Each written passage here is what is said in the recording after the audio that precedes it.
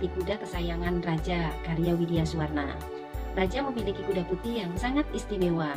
Si putih ini dilatih oleh Pak Kule, sehingga kuda ini hanya akan menuruti apa-apa yang diperintahkan oleh sang raja. Si putih akan tetap berdiri tegar meskipun peluru berdesing di kanan kiri telinganya. Atau bila sebatang anak panah menancap di kakinya pun, ia akan tetap berdiri. Bahkan ketika ada seekor buaya 2 meter dekat dengan kaki sang kuda pun hanya diam. Karena raja tidak memerintahkannya untuk berjalan. Jika sang raja memerintahkan berhenti, ia pun akan berhenti. Ketika sang raja berburu, tiba-tiba seekor ular perlahan-lahan datang mendekati kaki sang kuda. Si putih pun diam karena raja tidak memerintahkan apa-apa. Akibatnya ular ini mematuk kaki sang kuda. Pada saat itu, Pak Kule, pelatih kuda, sedang menyiapkan rumput dan dedak untuk makanan si putih. Ketika mengetahuinya, Pak Kule pun segera mengusir ular berbisa itu.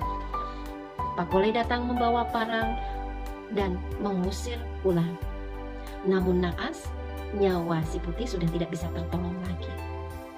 Raja tahu bahwa itu bukanlah kesalahan Pak Kule. Akan tetapi, menurut hukum kerajaan yang berlaku, Pak Kule harus dihukum mati karena telah lalai menjaga kuda kesayangan sang raja. Raja sangat sedih. Mencari pelatih sebaik Pak Kule tentu bukanlah hal yang mudah. Juga tidak pantas Pak Kule harus dihukum mati, karena itu bukanlah kesalahan Pak Kule. Lalu sang raja memberikan saran agar hukum yang berlaku itu diganti. Namun sang menteri menjawab, tidak bisa sang raja, karena hukuman itu sudah bertahun-tahun lamanya digunakan.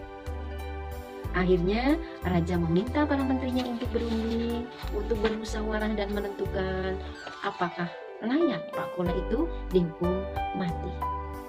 Raja makin sangat sedih. Raja ingin para menterinya ini mengetahui betapa bijaknya Pak Kule. Baik, besok kita tentukan. Biarlah Pak Kule memilih cara kematian yang ia inginkan.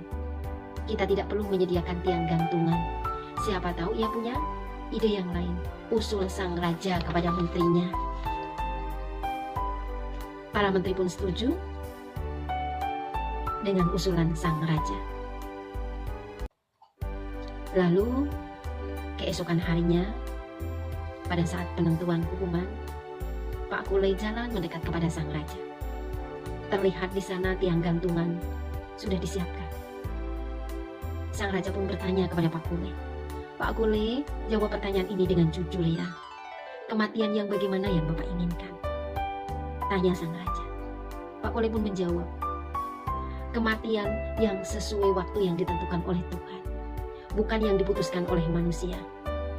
Tuhan berkuasa hidup dan matinya seseorang. Yang muda belum tentu mati belakangan, yang tua belum tentu mati duluan." Para menteri pun terkesimak, diam. Mereka sadar bahwa Pak Kule memang sangat bijaksana. Pak Kule tidak pantas dihukum mati. Mereka juga sadar bahwa sang raja sangat menyayangi Pak Kule. Akhirnya Pak Kule tidak jadi dihukum mati. Sang raja membeli kuda baru. Kali ini Pak Kule melatih sang kuda tersebut menjadi kuda yang cerdas, menjadi kuda yang pintar, menjadi kuda yang bisa menghindari bahaya walau tidak diperintah oleh sang raja.